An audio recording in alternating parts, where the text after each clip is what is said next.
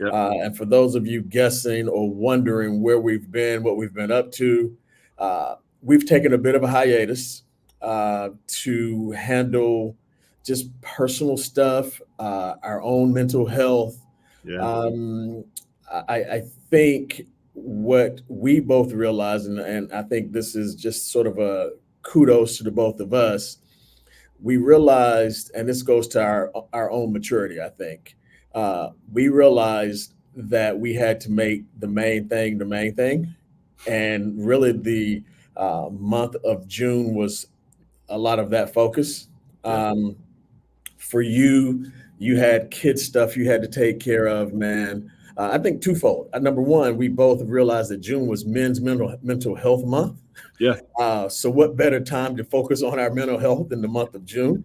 And I Right. think, secondly, we both had stuff that was family related that we needed to focus on. And so we have since both done that.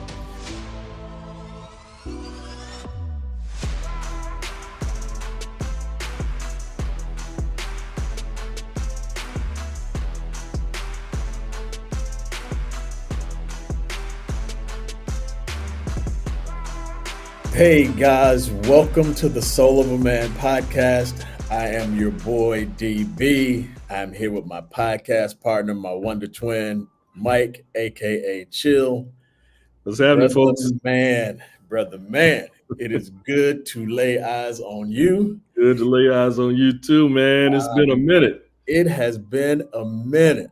Um, I think we've spoken Yeah. over the last month or whatever it is, several times. We just have not seen each other. Yeah. And for those of you guessing or wondering where we've been, what we've been up to, we've taken a bit of a hiatus to handle just personal stuff, our own mental health. Yeah. Um, I think what we both realize, and I think this is just sort of a kudos to the both of us, we realized, and this goes to our own maturity, I think, we realized that we had to make the main thing. And really, the month of June was a lot of that focus. Yeah. Um, for you, you had kid stuff you had to take care of, man. I think twofold. Number one, we both realized that June was Men's Mental Health Month. Yeah. So, what better time to focus on our mental health in the month of June? And I Right. think, secondly, we both had stuff that was family related that we needed to focus on. And so we have since both done that. Yeah. And I'll let you start, man, because you had some really exciting stuff going on with all three of your kids, and Yeah. one being the twins taking a trip across the pond. I mean, Yeah, man. literally to the motherland, to where it all started for everybody, for mankind. I Right. say, Right. So believe what yeah, you want, but man. we know mankind started in the motherland. Uh, so That's let's right. let's talk about it, man. Let's talk about why we've been away and talk about the things we've been experiencing personally. And we'll start with the twins, man, and their amazing trip. Yeah. So man, the I guess the initial prep for this started a year ago when they were at orientation, college orientation, to begin their freshman year at University of North Carolina at Greensboro, UNCG. And one kid took off in one direction with her mom, and I took the other one with me, and to tackle some things in regards to what they wanted to research about their different areas of study. Mm-hmm. And when the four of us got back together, I heard, "Hey, I want to do a study abroad in South Africa." And I was like, "Okay, well, I'm trying to figure out how to pay tuition, and we already add stuff to it." But so sure enough, they went through this first year and did really well, and have been meeting through the course of the year about this study abroad opportunity in South Africa. And interestingly enough, as kids will do, They paid attention to everything except for the cost. That's not their concern. Not their concern at all. Um, it's a concern when there's a differential of about $5,500 in what they originally said and what the actual cost was. And remember, this isn't for one, but it's for two Yep. at the same time. And but something interesting, something really interesting happened in this that was a real teachable moment to me, that I love to share with the body, and that was I really just humbled myself and made a plea to my village, um, and said, "Hey, I'm trying to make this happen for my children, and it's a lot more expensive than what we ever imagined. Again, not just for one, but an exorbitant amount for two, for the other one as well. So combining them, it was just an outrageous figure." And reached out to my village, man, in a Facebook post. Yep. Said, "Trying to make this happen, and I need your help." And I must have mulled over that, D, for probably 3 or 4 days. Do I send it? Do I not send it?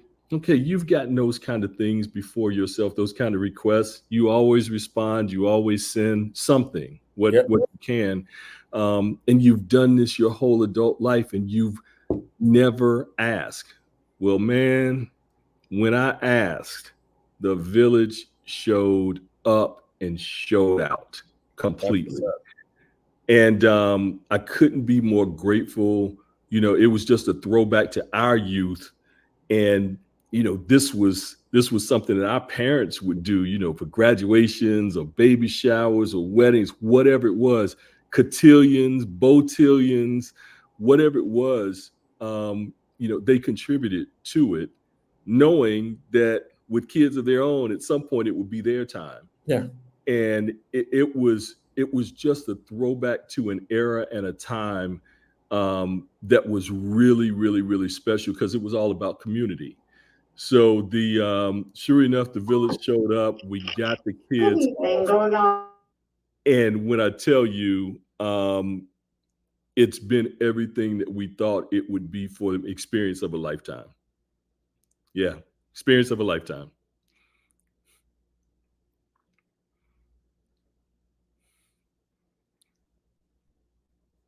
I'm sorry, I had some overhead noise going on, so I had to mute, man. And I'm like, this would be at the most inopportune time, but that's okay. No problem. Yeah, so no, man, that's amazing. I think twofold. Number one, you and I both have traveled abroad, significantly. I've spent a ton of time abroad. Yeah. I actually lived overseas, lived in Australia for a while. And that was as an adult, and I know what it did for me. Right. I could have only imagined what that experience would have done for me as an 18-year-old. Yeah. I think your twins are going to come back significantly different than what they looked like when they left, which I think is what we all want for our kids. Right.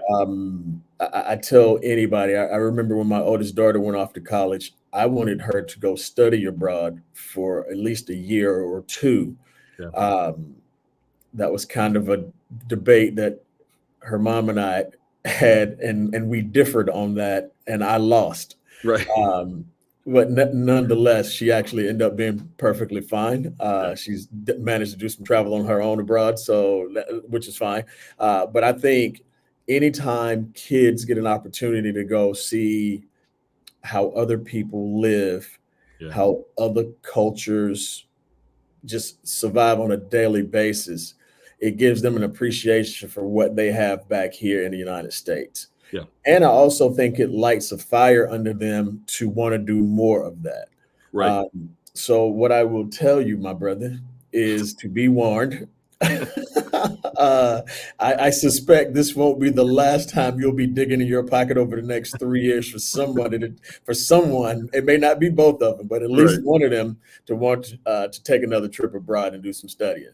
Yeah. So Yeah. so be on the lookout for that. And No doubt. you know No what? doubt. Just like yourself, we both have contributed to our quote unquote village. Yeah. Regardless of what it's been, Girl Scout cookies, Boy Scout trips, whatever it is, Right. popcorn, you name it. I know you've dug in your pocket, and so have I. So Yeah. don't be ashamed to reach back out to your village, man. That's what we're here for. Yeah. Uh, Yeah. because the success of your kids is super important to me. Right. And any place that I can contribute, I certainly will, man. So Yeah. Yeah. that's good stuff. Yeah. So the youngest one, Mr. Yeah. Christian, my nephew, Yeah. um, Yeah. he's Matthew headed off Christian. to A&T Early College. Uh, Middle college. A&T I'm sorry, Middle Middle College. College. So there's two of them. And you're right. There's actually an A&T Early College, which is a high school STEM program, and it is renowned here in the state of North Carolina. And they are bringing up young men and women in the STEM areas and preparing them to start tackling this artificial intelligence boulder that's headed our way. Yeah. But incredible program. And the second program is a general high school program called the A&T 4 Middle College. Yep. And as I stated, it's a high school with a general high school curriculum, but at a certain point in the second semester of their sophomore year, if the administration deems them ready, they can actually take college courses there on campus because the school is actually housed on A&T's campus. So we had started this process last year prior to his freshman year. And you try and let your kids make some decisions. It went totally counter to what I wanted for him, but he wanted to try traditional high school. So sure enough, he ended up at one of Greensboro City Schools. It just wasn't a fit for him at all. He did great in the classroom, but it just didn't nurture him in any other way. And this A&T 4 Middle College is so competitive. The principal told us that he's coming in, or he's trying to come in as a sophomore. I've got a whole freshman class that's graduating up to the sophomore class. I don't have a lot of room. There's only about 165 students. But man, the presentation we saw from the principal and some of the students and administration, it's a love for these kids that I want for my kid. Yeah. And it's a bonding. It's an all boys academy. So the distractions of girls in the classroom is kind of eliminated for them. Although the principal said, we're housed on A&T's campus. So come spring, it gets a little distracted, just to say the least. And said, any of you all that have any qualms or concern that, will the boys figure the girls thing out with them not being in school here? It's like, they figure it out. Trust me, they figure it out. But I'm excited to see him get pushed even more academically. He's shown me he can do his thing at a high level. And having not thought that we were going to get in to get the acceptance letter, man, we just went into a praise, the whole family. So real excited. No, Yeah. that's great, man. I know the two of us had several conversations over the past year, initially about nephews not wanting to go, Yeah. and then decided he wanted to make the decision to go. And we Yeah. both were like, it might be a little too late, my brother. Thought it was. But Thought it was. man, when God has a plan, there's Yeah. nothing that can stop it. Yeah. And Yeah. so he got in, and all is good on that front. Yeah. So Yeah. Yeah. look forward to seeing what nephew is going to do for this year and the next couple of years to come at A&T Middle College. So Yeah. it Appreciate it. should be good, man. Should be good. Do appreciate it. Do Yeah. appreciate it. So another reason why we've kind of been on hiatus, I had to take care of my missus in terms of making sure, because she when it comes to our kids, Yeah. she is a superwoman. And she works full time, does really well at work. Yeah. Then she gets off work and she does really well with these kids of ours. I do what I can. I will take no credit. I will give her like 90% of the credit, and I just do my little 10% where I can, brother. You doing more than that, bro. Yeah, I know, man, but still, I'm gonna give her most of the credit. Yeah. Um, so she and I decided, this year, 2024, we're coming up on our 10-year wedding anniversary. And we decided early on in the year that we were going to try to do something every month, regardless of how small it is, without kids. And so June was one of those times that we said, let's do something a little bit bigger. So we decided to take a vacation. We dropped the kids off at her mom's house, and she and I took a trip to Puerto Rico and hung out in San Juan for a couple days. And then we drove about 45 minutes from San Juan into the rainforest and stayed in a resort there, where I had the pleasure of waking up every morning at about 5:15, watching the sun rise over the ocean. That's my thing. Yeah. And, she was like, you're on vacation. Why are you up? Right. And, I tell people, if you want to see a true masterpiece, and I know everybody's experienced it, but maybe not everybody feels the same way I do, about it, but a true painting from God is when that sun is rising over the water.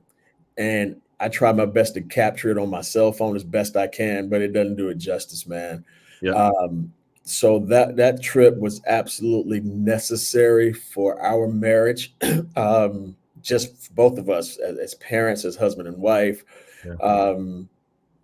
It was great for my wife to totally disconnect and did not have to be in mommy mode, not one time. Right. I think we may have talked to our kids a couple times, but it wasn't long, and they weren't missing us, and honestly, we weren't missing them. We knew they were in good grandma, right? We knew they were in good hands with my mother-in-law, their grandma, or their nana. We knew they were in good hands, right? And we really enjoyed each other, man. And that's good. I recommend to any brother who's married or has a significant other, get them out of mommy mode. So, and I'll leave it there. I hear you. Yeah, it was well worth it, man. And we're, again, rolling up to September, which is our actual anniversary date. Okay. And now we're trying to figure out what we're going to do there. Right. I have an idea. You and I have talked about this particular place. That we both are trying to frequent. And so I may make that trip for my anniversary. Not sure yet, but it's probably number one on the list right now. So let's put it this way. Mother-in-law has already purchased her tickets to be at our house. So the sitters all lined up. Right. And it's just a matter of the wife and I just determining where we want to go and for how long. So we'll get it figured out, man. So that's another reason why we have had a bit of a hiatus. And lastly, man, our marketing guy, our video guy who does all of our bit clips and edits our podcast and everything for us, he and his wife were in Bulgaria. I think Crystal had, who's been on our show a couple times, had something to do in the mental health space, and she went to a conference for mental health professionals over in Bulgaria. And DC, correct? I'm sorry. You went to present. Yeah, went to present. And DC went along with her, as any good husband would. And so, man, that was super exciting for them, and in particular for Crystal to present on that international platform, that international stage, man. And so I think they just got back last week sometime.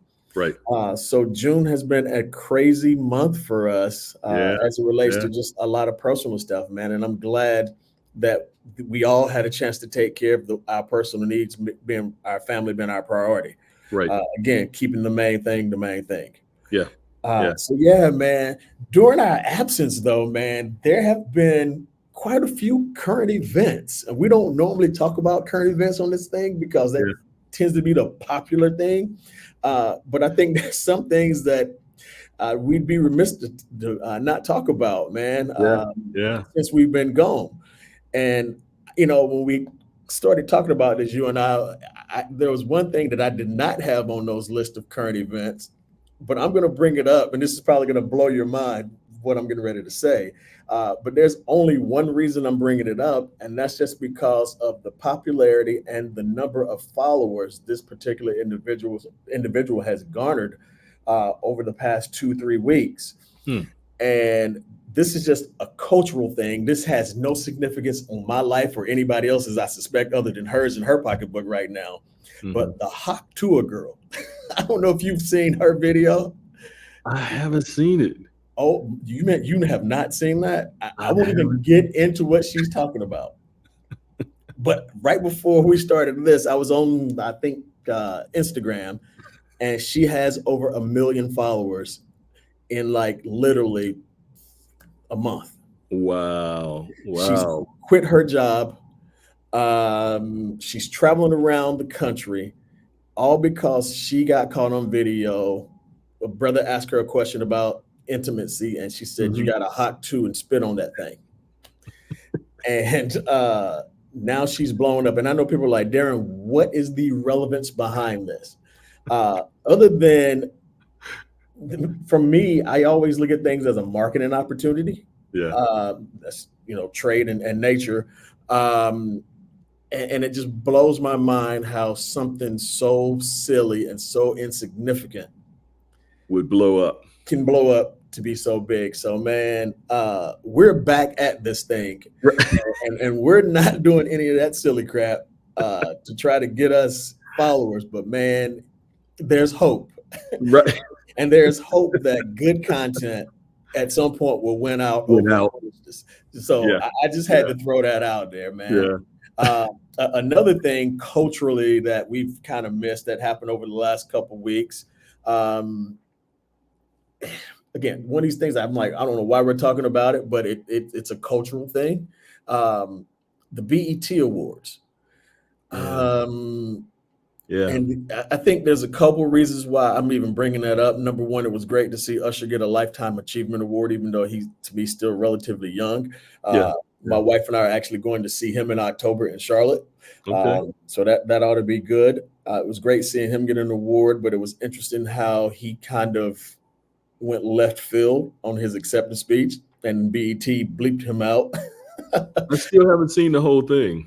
Yeah, he was on one, and I think LA and Babyface were standing behind him, and I think they were probably praying to their God above that don't let him really expose some things that have happened over the course of his lifetime, especially when he was a kid. I'm like, man, he's on one, and I suspect he's going to dime some people out. He kept it pretty close to the vest or to the chest, but he still had people nervous, and I could tell. That was that part, man. And then just I can't use the word that I want to use. It ends with "uri." the ratchetness. Again, it's one of these things, man, that maybe I'm getting old. Yeah, we both are. We've aged out. Yeah, bruh. But we as a society and we as a culture of people, we got some issues. Yeah. And my thought is, if this is what our country is going to be left with and society, I'm not mad at anybody getting their money, man, but I've never seen so much bend that over and twerking and cursing at an award show in my life, man. And BET's got to do better. Yeah. Yeah. Well, I'll be 60 this year. I don't think I've seen it in probably about 8 years or so. Um, I aged out in my early 50s where it was just like, okay, I guess I'm getting really old because I don't know the performers. I don't know their music. I never got with the whole mumble rap um, movement. Yeah. We're of an age where literally we would have been seventh, eighth grade, sixth, seventh, eighth grade, junior high school age, which is what it was called then. Yep.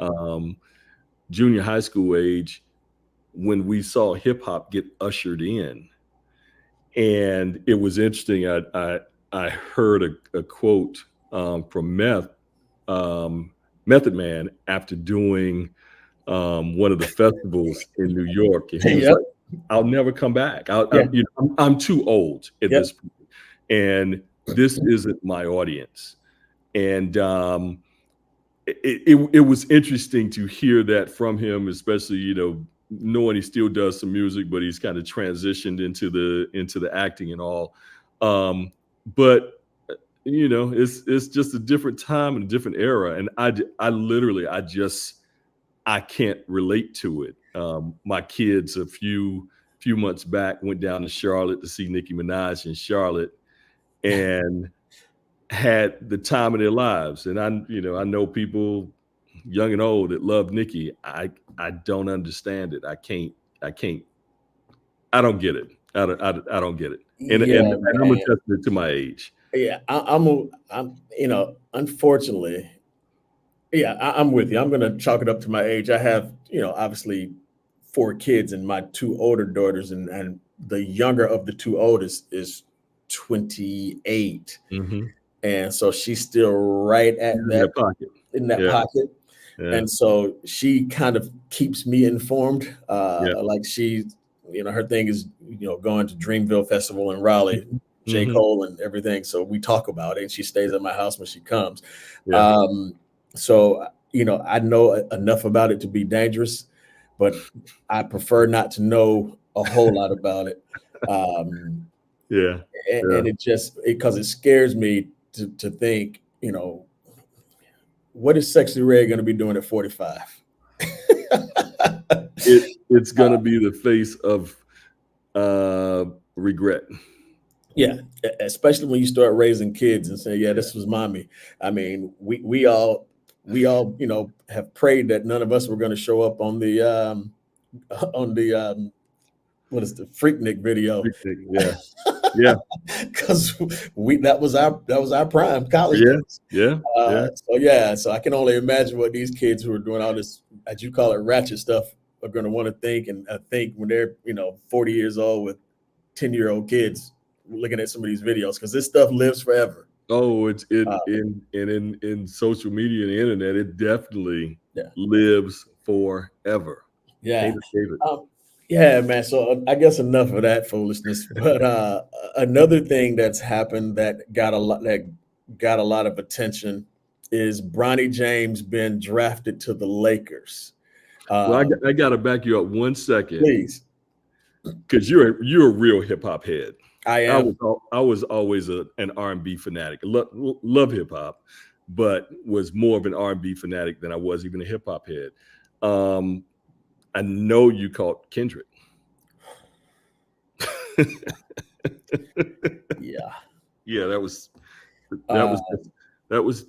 just disrespectful. That brother is a menace. He's a menace. He's a menace.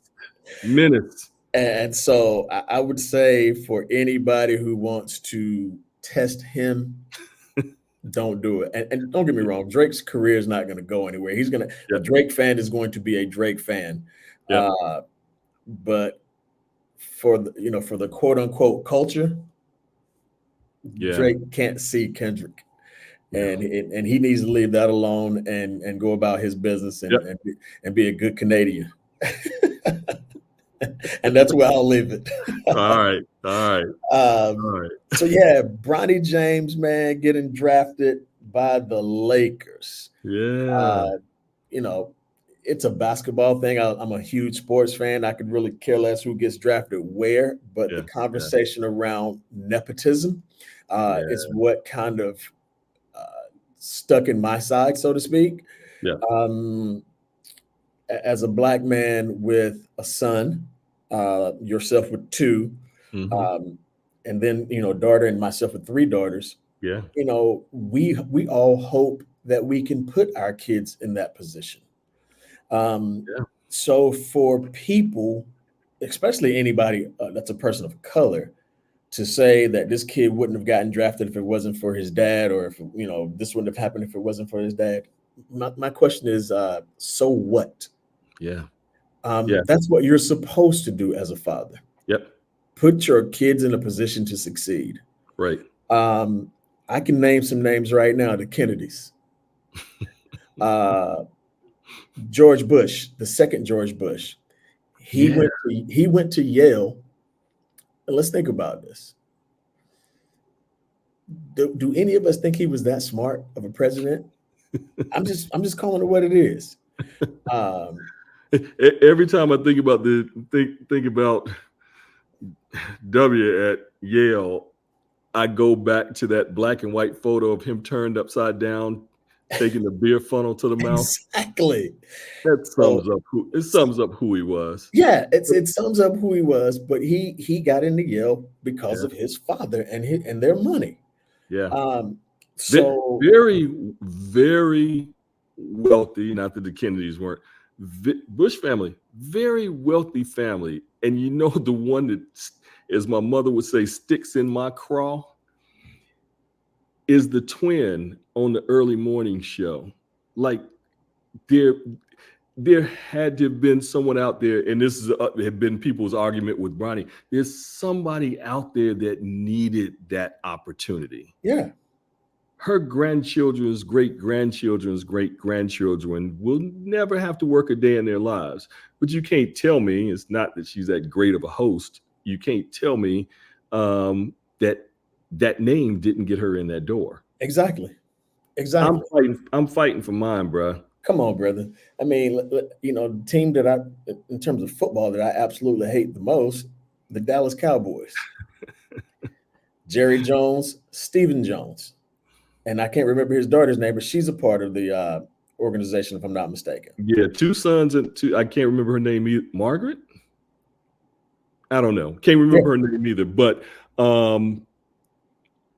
two sons and a daughter. Yeah. All three a part of the organization. Of course they are. Of course. Of course they are. It's funny. People are talking about Bronny and LeBron, but the now owner of the Lakers, who's been Jeannie Buss.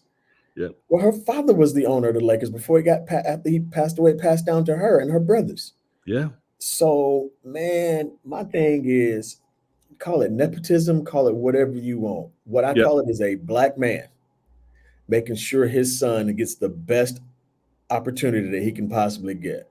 Yep. And I hope that his younger son, Bryce, gets the same opportunity. People can say what they want to about Deion, and I don't always agree with everything Deion says, but Deion is looking out for his boys as he should. Absolutely. And let's give LeVar Ball some credit. That brother, as crazy as he sounded sometimes, he took care of his sons. Right. If there were anyone else of any other race, people wouldn't have a thing to say about it. They would actually give him mad kudos and mad props. Yep. So, man, again, miss me with the nepotism. LeBron James did exactly what he was supposed to do.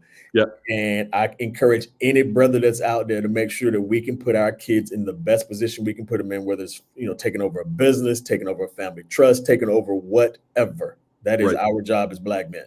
Yeah. So, agreed, 100%. And it's not like LeBron didn't work to put himself in the position to do that. Right. Because he got it out the mud, as they say. He got it out the mud. How many years in the league now? 21. 21 years in the league, and what all he has accomplished in that time frame, he worked for some of those privileges. Yeah. Yeah.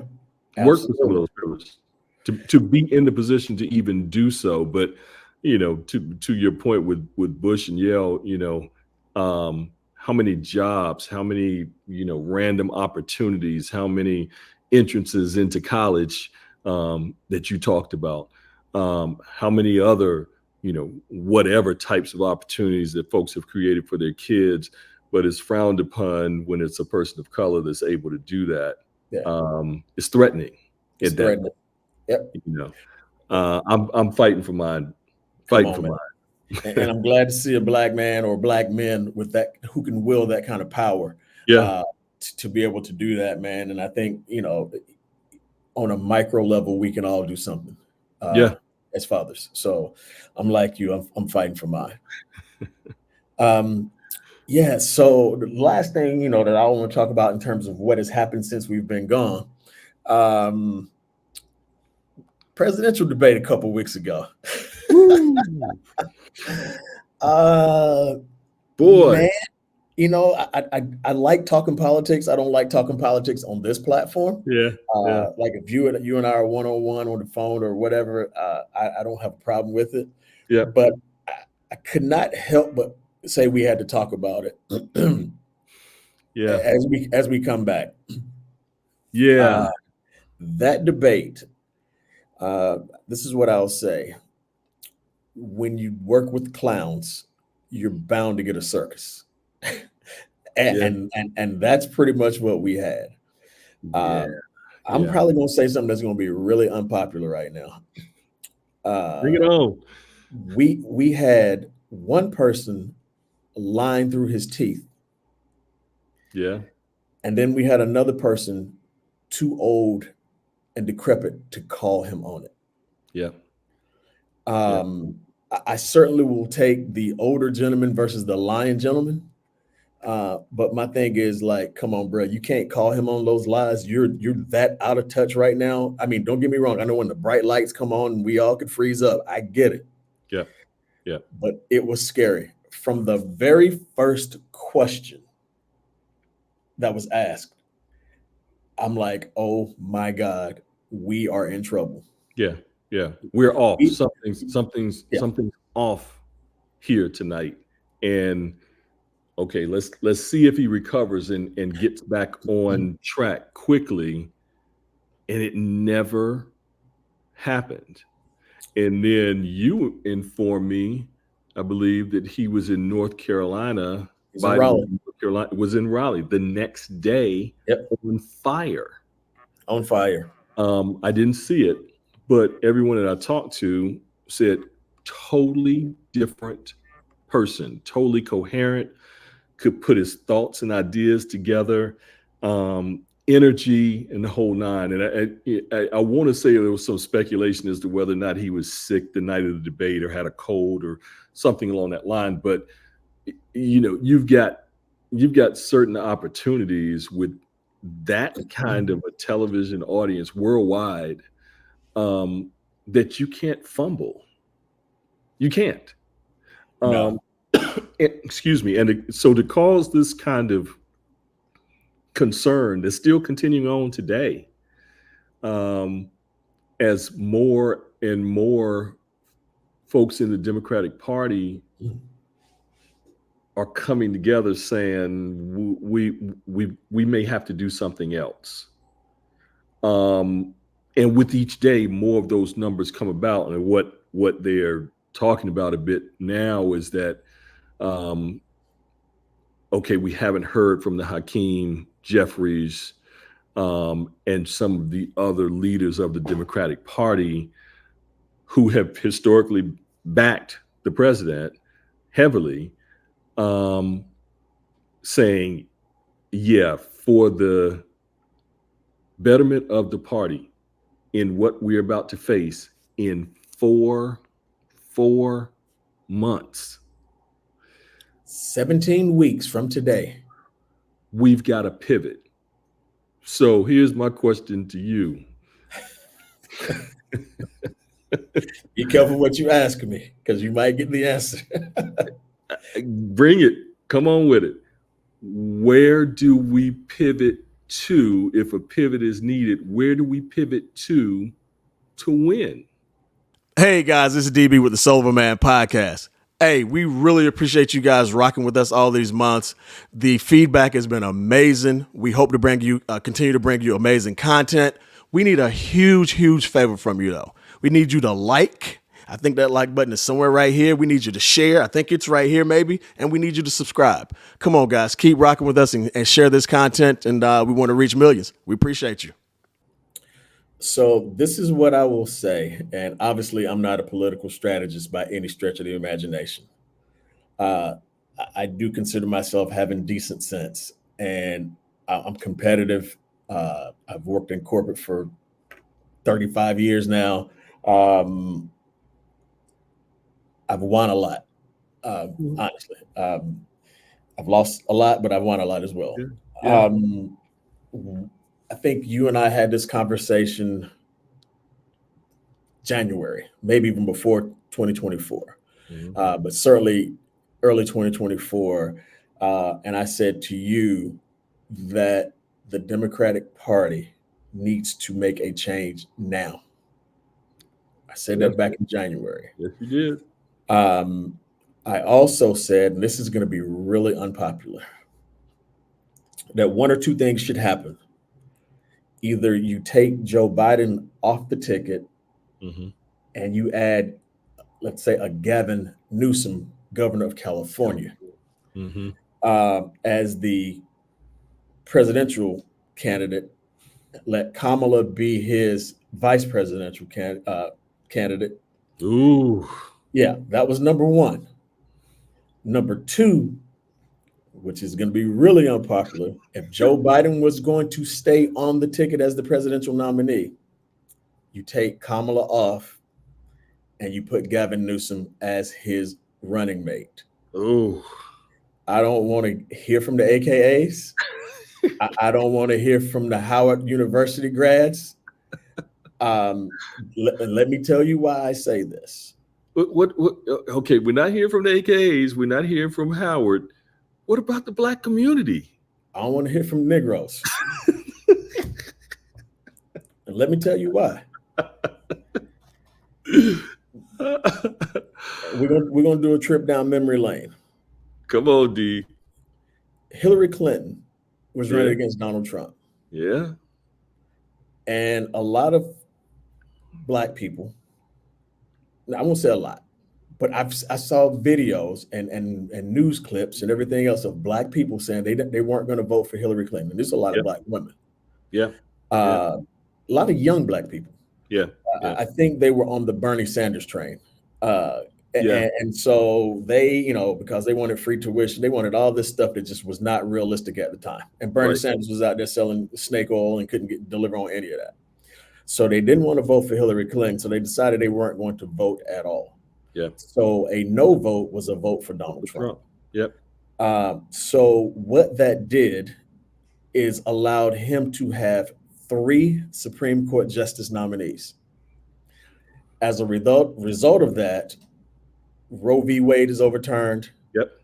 Affirmative action is overturned. And who the heck else knows what will be before this is all said and done. Right. And to his credit, meaning Trump, he put in 3 justices under 60 years old to a lifetime appointed position. Yeah. So when I say what I said about the 2 alternatives, at least what I thought back in January, sometimes you have to sacrifice something or someone for the good of the whole. What white America is afraid of is Joe Biden, going another 4 years, God forbid, passing away, and the torch of president being passed to Kamala Harris. I'm cool with it. Yeah. Just that, this country's not cool with it. It's bad enough that they, quote unquote, gave us one Black president. Do you think they want to give us another? Especially when they know that there could be a chance that he may not make it through another 4 years. I don't know. I pray that he does. And let's say, even if he makes it in terms of being dead or alive, he may not be able to make it mentally, physically through another 4 years. Right. And then, he has to step down and then insert, the vice president. Right. Right. This country is like, yeah, we'd rather vote for this other person that we don't really want to vote for, except for his loyal following, Right. than have her become president. So my thing is this: eliminate that fear. Mm-hmm. And I'll say this, and I think I said this to you earlier: delayed does not mean denied. Yeah. She can always come back around, and I'm here for it. Now, for me, she wasn't, and I had nothing to do with this, of course. She wasn't my first choice for vice president when he said he was going to pick a black woman. Yep. I wanted Susan Rice, Yep. who was under the Obama administration. Right. Right. Things happened there. It never took place. And I don't have a problem, again, with Kamala, Madam Vice President. I have no problem with it. Mm-hmm. But now where I am in my life is I got to make sure that my kids and your kids are taken care of. Right. And if this jackass wins presidency again, and I ain't talking about the current president. Yeah. We as a country, as a race, and people can say whatever they want to, and man, we rarely talk about politics on this platform. Yep. Yep. But, and I know people have said this before, and we've heard this before, but this is probably the most pivotal presidential election in the history of our country, and certainly in our lifetimes. Right. They talk about, what is this, Project 2025? Yeah. This Project is real stuff. 2025. Yeah. They talk about, him giving the police force like this kind of unbridled carte blanche reign. Yep.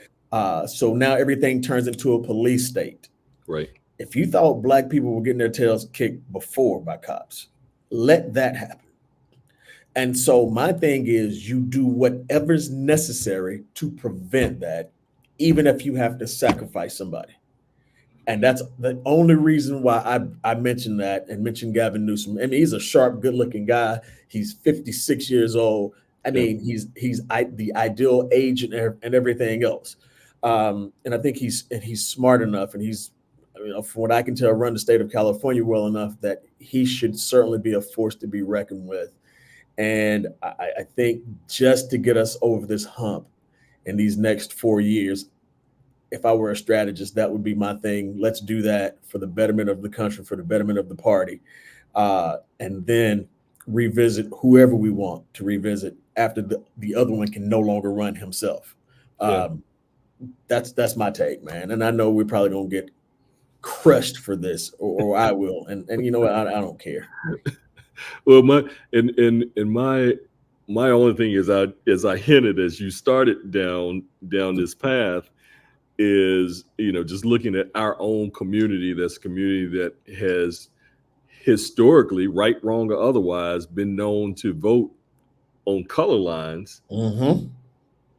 You skip over Vice President Harris to pivot in another direction.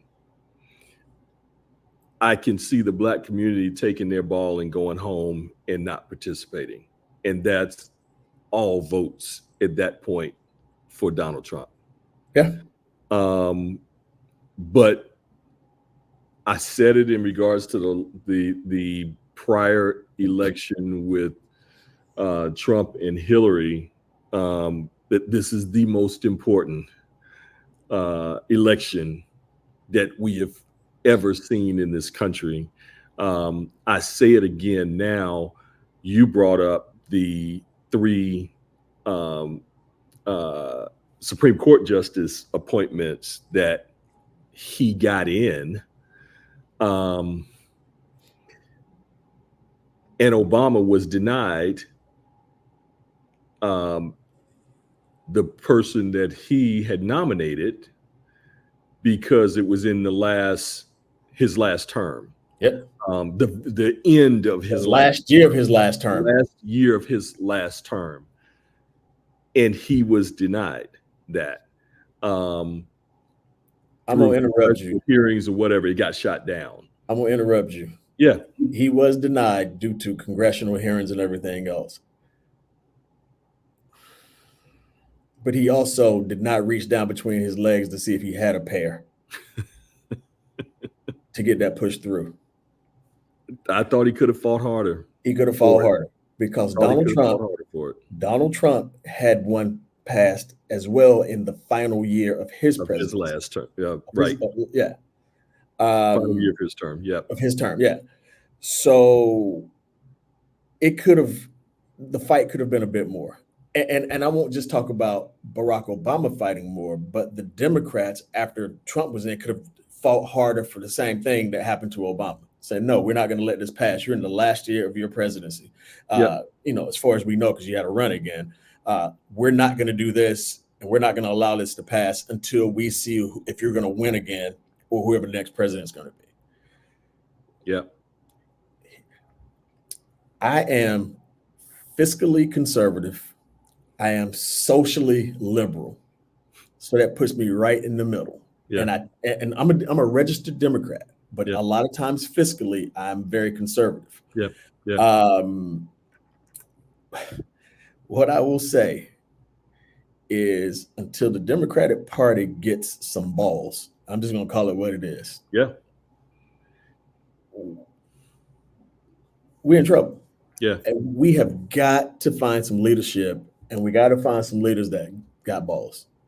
You gotta get in the mud sometimes. You got to get in the mud. I mean, and I love Michelle Obama and like there's no tomorrow. When she talk about when they go low, we go high. Man, sometimes when they go low, you got to dig in. Yeah, you got to get dirty. You got to get in that mud pit with them. Yeah, you got to get dirty. Because sometimes that's all these folks understand. Yeah, yeah. So.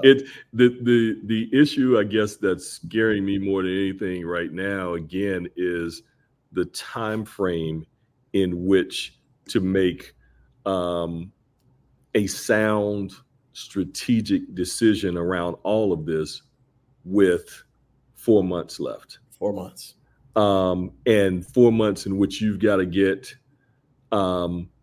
your party behind it, and you've got to get those around the country in your party behind it. And there's financial implications to it. Yep. Where monies that have been raised for this reelection designated for the president or the vice president, mm-hmm. and no one else. So that's another big shift that would have to take place in a very short period of time to, again, galvanize the party and the country behind you. But the things that are being proposed, you know, we're hearing about Project 2025, and the other piece is, which is essentially kind of a super PAC that's put these things together. But there's also the Agenda 47, which is what Trump himself has laid out of what his agenda is. Stuff is terrifying. Yeah. It's interesting, man. I've read an article the other day to where more people have actually applied for second passports. So they're keeping their U.S. passport, but they're actually grabbing a passport from another country as well. And I'm like, man, I never thought about it. I mean, of course, I've lived abroad, but it was on a temporary basis, of course, where I had to leave the country, get a visa and all this other stuff and come back. I've never thought about moving somewhere permanently. Yeah. But brother, if I didn't have these young kids for certain, yeah, and a mom and a mother-in-law who would probably hunt me down to the ends of the earth, I would pack up my kids and we would go someplace else for about 4 years. My wife and kids, and we'd go someplace for 4 years. It's a thought. It is scary, man. Yeah. So we'll see. I can tell you this, though, and I'll end this whole political piece with this. Regardless, we have to vote. Yeah. Our 18-year-olds who can now vote for the first time, we got to get them to the polls. We got to get our seniors to the polls. And man, we have just, I can't stress it enough. We got to vote.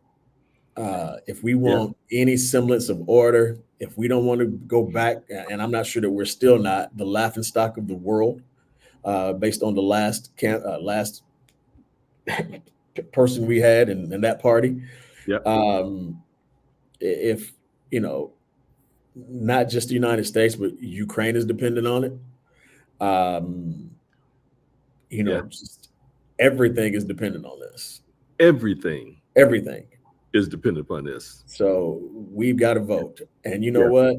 My grandmother turns 98 years old in 2 days. Wow. She's still in fairly good health, physically and mentally. Yeah. 98. So I know I joked about Joe Biden and him. Well, I wasn't joking. I was serious about him just being a little up there. And sometimes I don't know if it's all registered and the elevator's going all the way to the top. I would vote for my 98-year-old grandmother before I vote for someone else. Yeah. I hear you. And I'll leave it there. So yeah, man, I guess the last thing that we'll talk about in terms of what has happened since we've been going away, and this is one that's near and dear to both of our hearts, and this is a bit closer to home, and that is our wonderful institution, wonderful alma mater, whatever you call it, North Carolina A&T State University, welcoming Chancellor-elect James R. Martin II, or Martin some are 2.0. calling Martin 2.0. Thoughts, reaction? You're closer to that than I am by being on the Board of Visitors. Thoughts and reactions.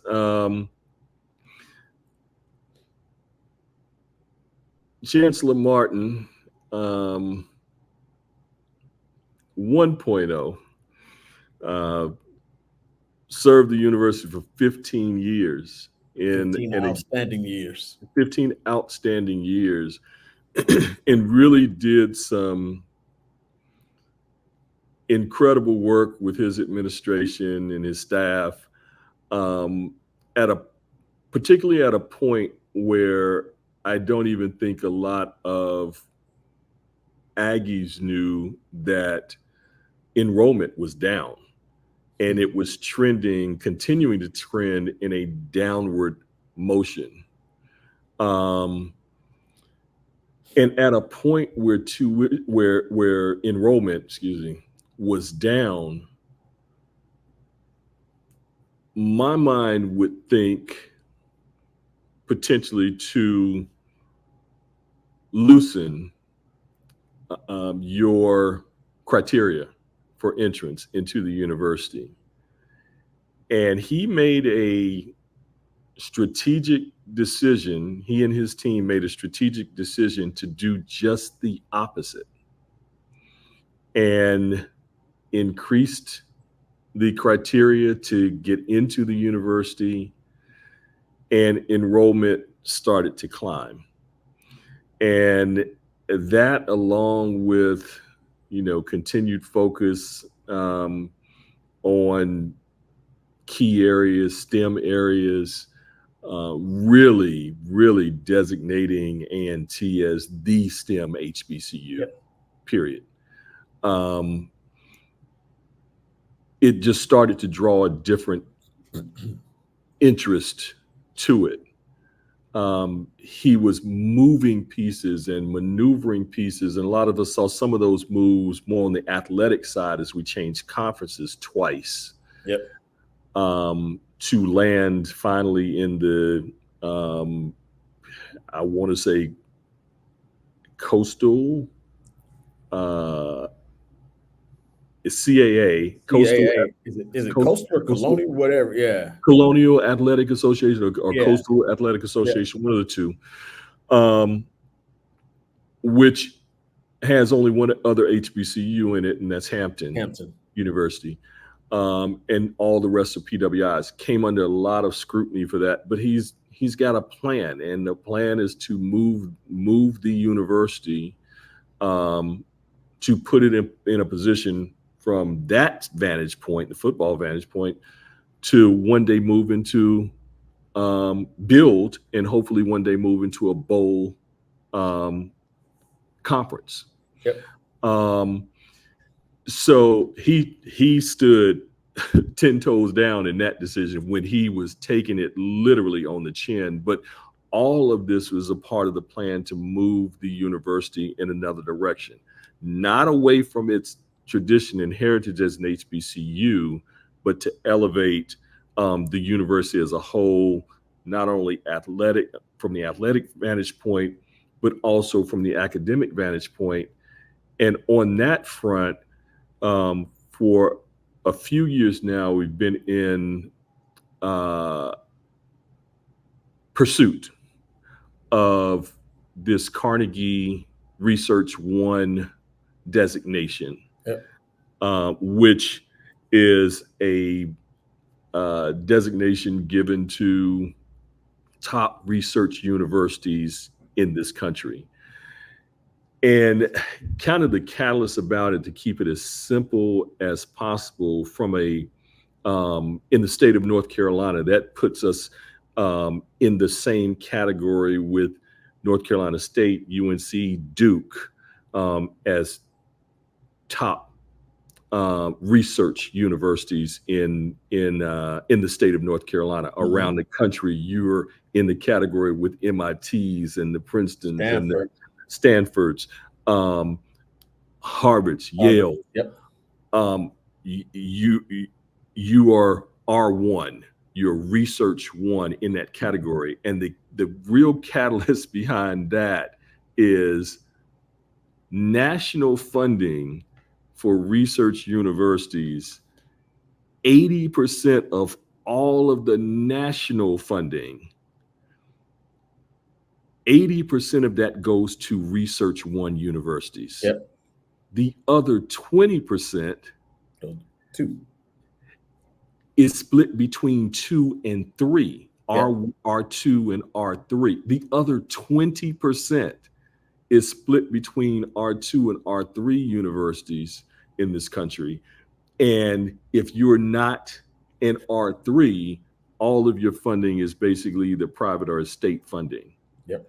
So what this Carnegie Research One status does is not only raises your visibility, but it raises the research dollars that you get. And what that in turn does, that this region that we're in, I live in Greensboro, the city of Greensboro doesn't get it, what that means. They as a whole, they still don't get it. The attention that A&T already draws, Yep.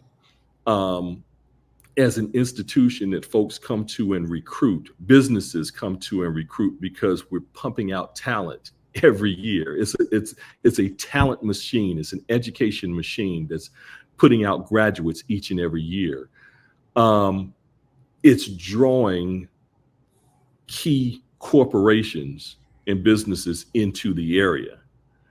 So we could look up, literally, with this designation, look up and see, as it's already kind of started happening with some mega sites and things in the area for businesses coming in. Most recently, Honda Battery. Mm-hmm. It's the only battery manufacturer in North America for Honda. It's a big deal, and it's a gigantic site. It looks like an airport. More of those types of entities will be coming in. Boom is another company that's coming to Greensboro, which is kind of a revamp of the Concorde. Remember the Concorde, that flight from the States to London? It was super loud. Too loud. Yeah. So, Boom has got these, will build these jets with similar type of capabilities, with less of the noise. But Gotcha. These are windfalls for this area in regards to the economy. So we're on a trajectory to do some really fantastic things. The new chancellor coming in, I think his last stint was at the University of Pittsburgh. Yep. Prior to that, Virginia Tech, and I think and a stint at Clemson. Clemson. Yep. Very capable. Obviously an intelligent man, very capable, has been in academia for his career, has never led a university, as its chancellor, but has been the dean of several major schools. So he came in and had his initial press conference to introduce him. And to me, there were a couple of missteps in his message that I was kind of torn, because I wanted to hear from him, and we heard from him. I don't think his speech was sanitized. It hadn't gone through the communications group to catch a few key things, and you could tell he was coming off of his brain with some of it as well. But I've got to show him some grace, even in some of the misstep communication. You are, I don't know his age. I put him in his 50s. But you're about to inherit, by a statement, but you're about to inherit the most important HBCU in this country. Period.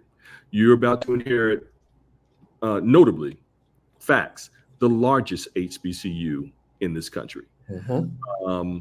We came off of a year last year where freshman applications were 40,000 applications, with grade point averages at 3.8 and above was the average for 40,000 applications.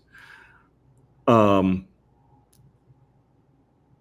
put it in perspective, Carolina and NC State average about 35,000 applications a year. We had 40,000 applications. So the message is getting out. If kids want that STEM degree, that business degree, that nursing degree, that agriculture degree, that communications degree, we are producing more Black graduates in a multiplicity of areas. And people are still talking about Black Ivy. Get out of here. Get your R1 status before you start talking Black Ivy. Get your R1 status and come back and holler at your boy. Because we're going to be there first. Get that and come back and holler.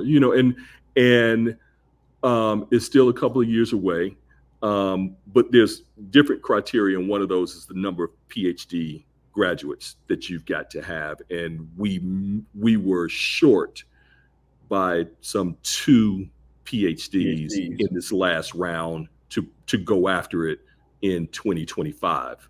So the next round is 27. And we will hit it as more PhD programs have been added. I think the new chancellor will be fantastic. And I said misstep. One of the things he said was that, Antioch is a phenomenal, stupendous university, incredible academic institution that happens to be an HBCU.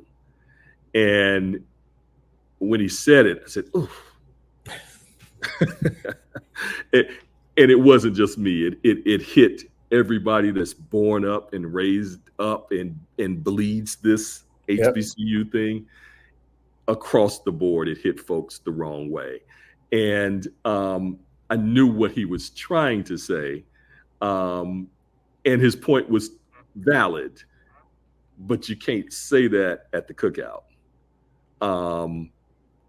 It was just a message. Again, I knew what he was attempting to say in that moment.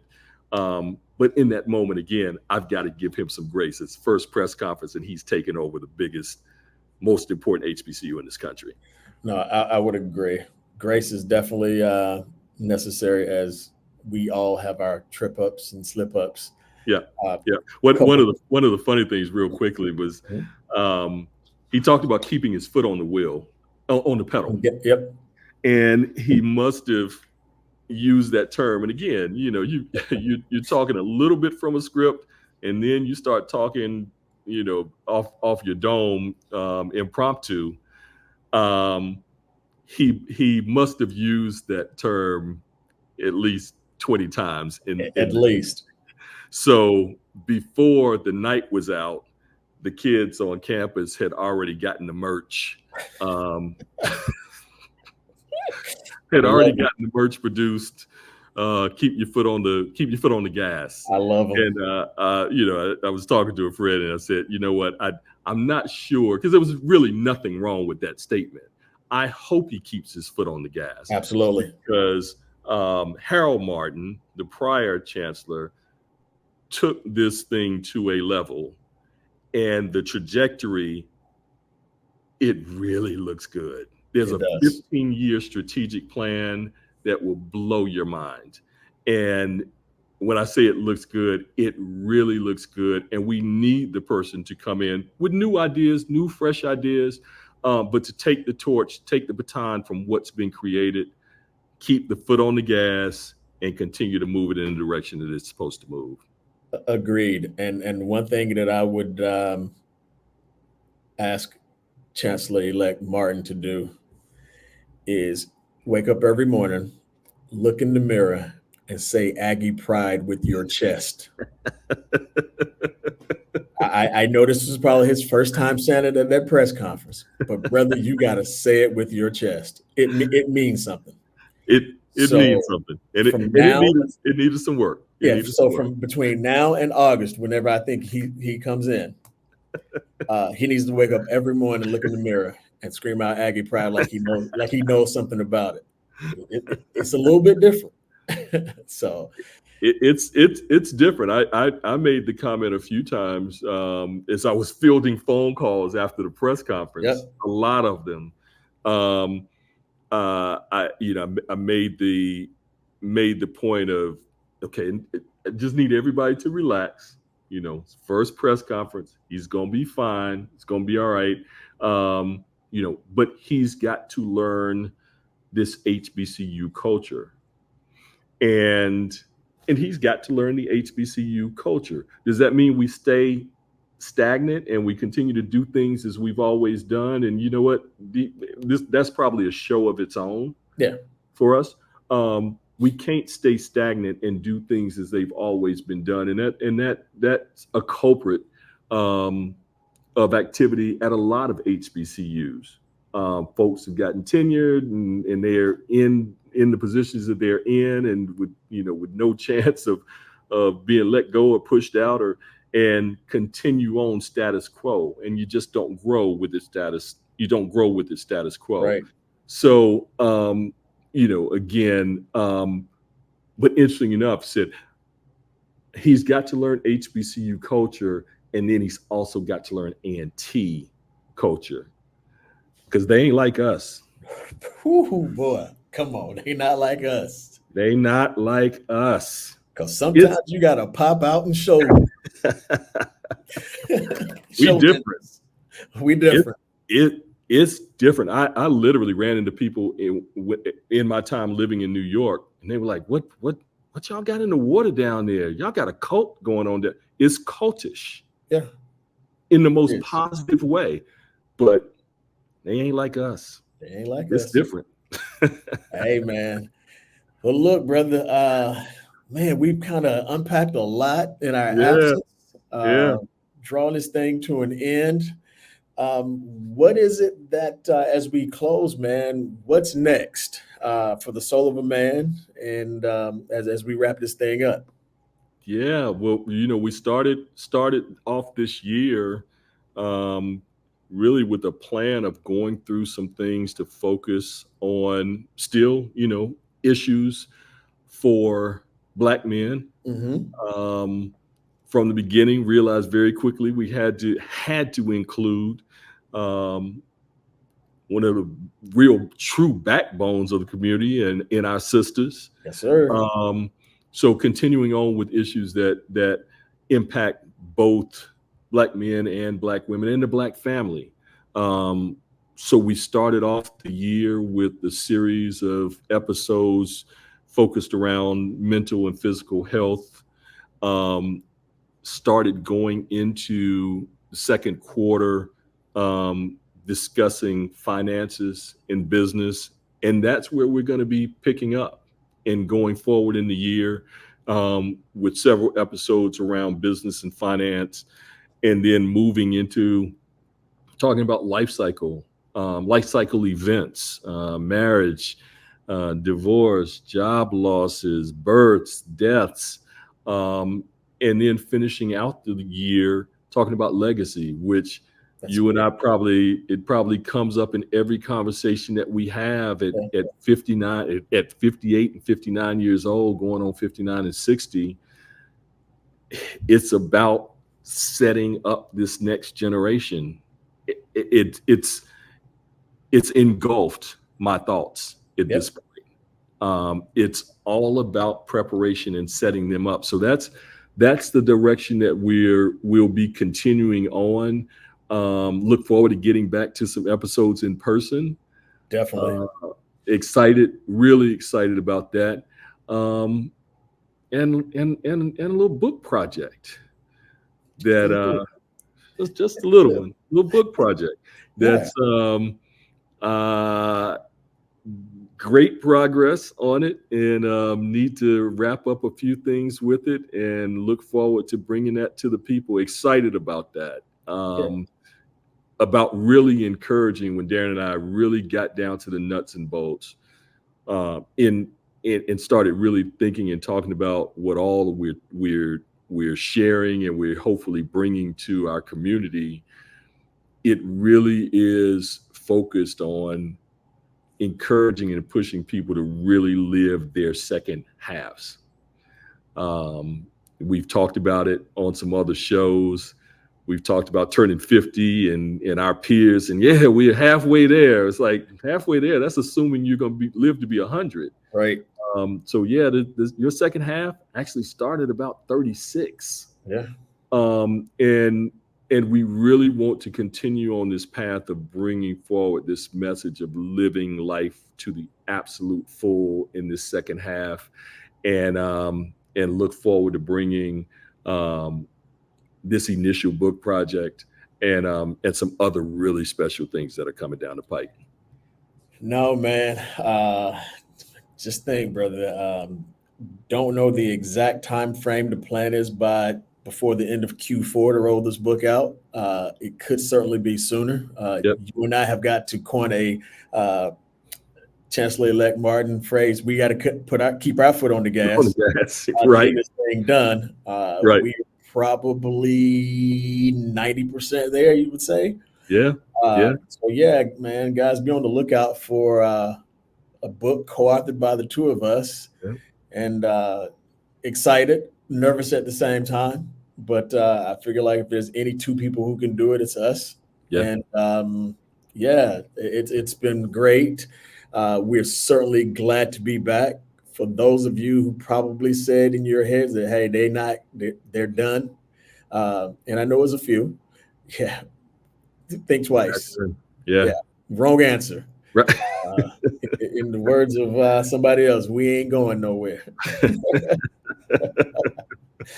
But look, man, it's been real catching back up, jumping back into this thing. Looking forward to finishing this year out strong. Again, be on the lookout for some more amazing episodes. Be on the lookout for a book coming really soon. If you don't believe us on the next one, we'll just share a little bit of that with you, just show you where we are. But we're there, man. It's been real, brother. Good seeing you. Man. Can't wait to see you in person and see some guests in person, man, and go from there. Coming soon. Coming soon. Thank you guys for jumping in on this, and it's been the Soul of a Man. We're out.